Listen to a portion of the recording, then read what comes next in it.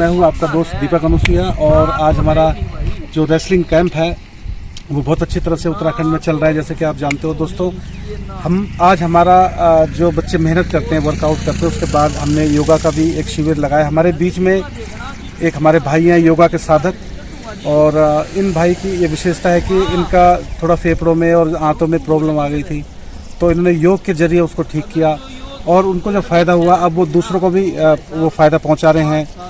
और आज वो हमारे बच्चों के बीच में आए, उन्होंने हमें योगा, खास तौर पे प्राणायाम के बारे में जानकारी दी। कुछ दिन रहेंगे और वो योगा के सेशन यहाँ पर चलाएंगे। तो भाई साहब नमस्कार। नमस्कार जी। तो थोड़ा सा अपना परिचय दीजिए, आपका नाम और आप कहाँ से हैं?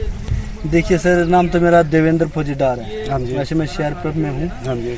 फिर लेकिन जो आपने बताया योग, मैं योग साधक हूँ, योग की साधना कर रहा हूँ। इस योग के आधार फिर मैंने मेरे को जो हार्ट की और फेफड़े की दिक्कत आई थी और आयुर्वेद से योग से मेरे गुरु हैं एक तो बनारस में, उन्होंने मुझे योग सीखा, योगी राज श्री विजय प्रकाश मिश्र। अच्छा।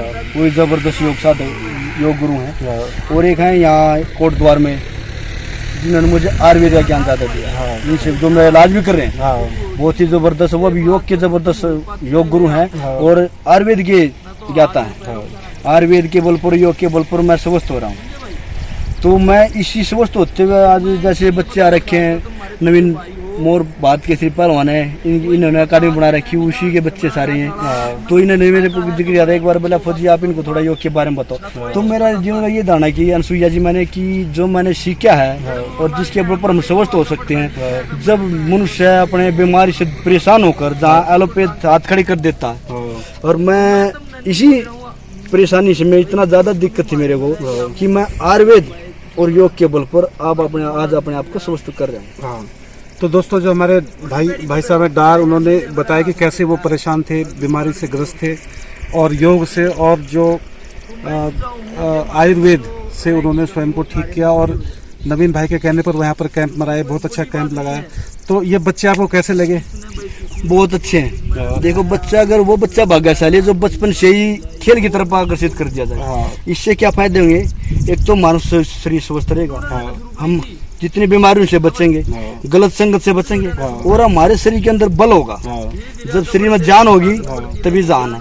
वो कहावत है, जान नहीं तो जहान नहीं, जहान नहीं जहाँ रेगिस्तान है, रेती रेत है, घास तक का नाम निशान।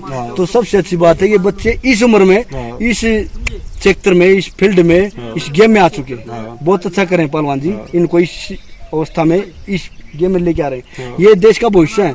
यही चलकर आगे ओलंपियन है, एशियाड है, भारत केसरी, इन्हीं में से निकले जो भी निकलेंगे। अच्छा, तो ये आसपास का वातावरण आपको कैसा लग रहा है? देखो जी अनुसुईया जी, जो ये वातावरण है, ये पहाड़ियाँ हैं, ये समझो यहाँ तो एक स्वर्ग है। जो हम वायु लेते हैं अपने क्षेत्र में, सामान्य क्षेत्र में, उससे कई हजार गुना ज्यादा ऑक्सीजन यहाँ मिलेगी। इतनी जड़ी बूटियों से आती वायु। मेरे गुरुजी हैं वो कोटद्वार में, वो भी वहाँ कोटद्वार में कण्वाश्रम है, उन्होंने वहीं पहाड़ी क्षेत्र में अपना आश्रम बना रखा। और वहाँ इतनी मनमोहिनी वायु चलती है कि शरीर में आनंद हो जाते हैं। जो हम ग्रहण करते हैं फेफड़ों में जाती है, रोगों को विनाश कर देती। यहाँ तो वैसे बगैर प्रणाम किए ही, बगैर मेहनत किए ही, जैसे आप लोगों के गाँव है, इनमें आदमी है वो वैसे समझते हैं, इस वायु से, इस पानी से उम्र बढ़ जाती है बंदे की। बिल्कुल जी, उम्र बढ़ जाती है। और यहाँ पे क्या है, ये वैसे भी साधकों की धरती है, योग की, ऋषि मुनियों की धरती है। हाँ, देव ऋषि मुनियों की धरती। यहाँ तो बताते हैं शिवालिक पहाड़ियाँ बोलते हैं, महादेव भी साधना करके जा चुके हैं यहाँ तो जैसे मैं आपको बताऊं, यहाँ थोड़ी सी पीछे चरक गांव है, जहाँ मतलब चरक ऋषि। हाँ, तो मेरे गुरुजी बताते थे। चरक डांडा।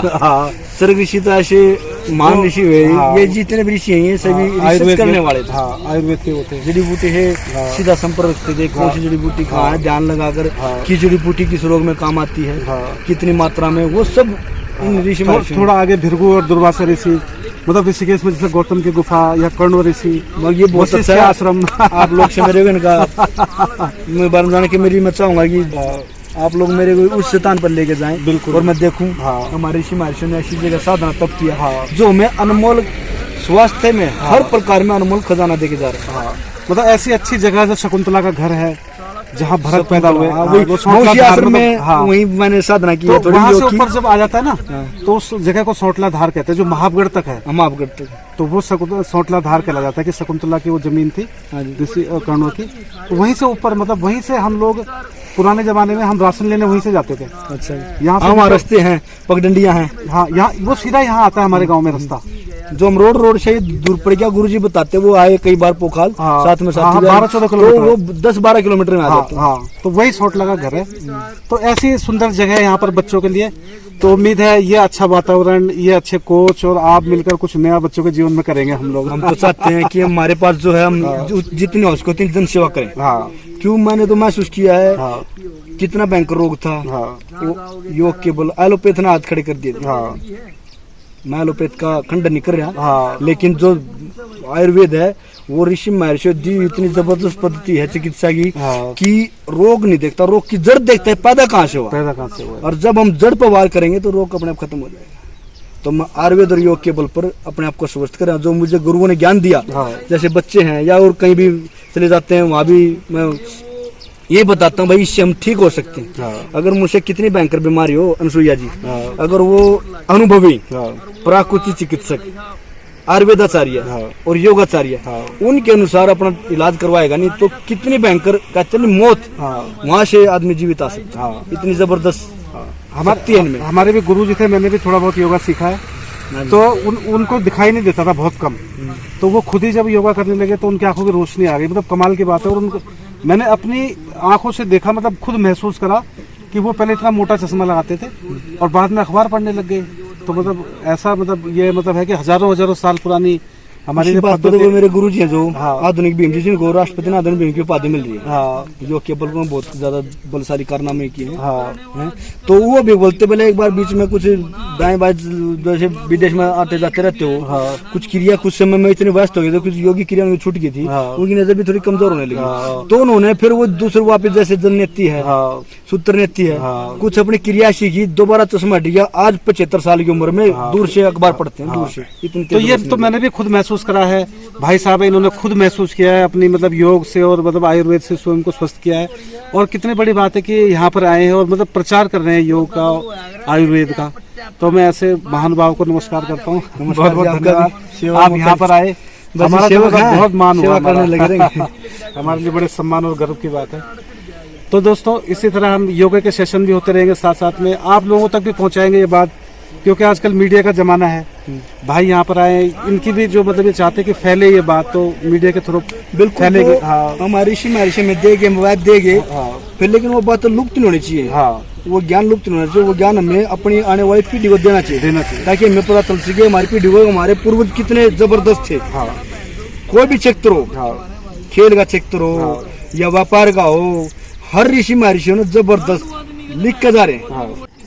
तो बहुत अच्छी बात जो भाई साहब ने कही, और आप दिन आपका भी नमस्कार। बहुत बहुत धन्यवाद आपका। जय हो। नमस्कार।